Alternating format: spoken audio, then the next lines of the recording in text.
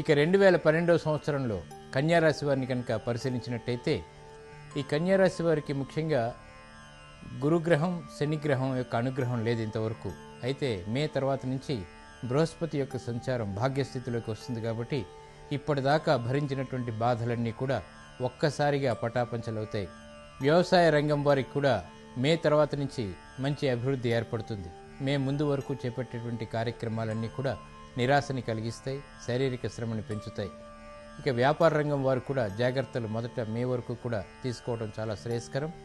ఉద్యోగస్తులకు కూడా మొదట చిరాకు పడినప్పటికీ ప్రశాంతతతోటి అలాగే ఓపికతోటి ఓర్పుతోటి మే వరకు కనుక పరిస్థితుల్ని కొనసాగించినట్టయితే మే తర్వాత వాటంతటవే విజయాలు చేతికి అందుతాయి.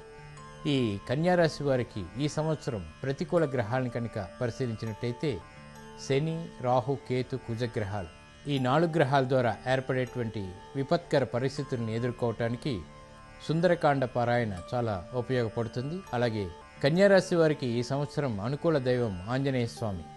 ఈ ఆంజనేయ స్వామిని కనుక పూజించినట్టయితే, ప్రదక్షిణతో కీర్తించినట్టయితే ఈ గ్రహాల యొక్క ప్రతికూలత అంతా కూడా తొలగిపోతుంది.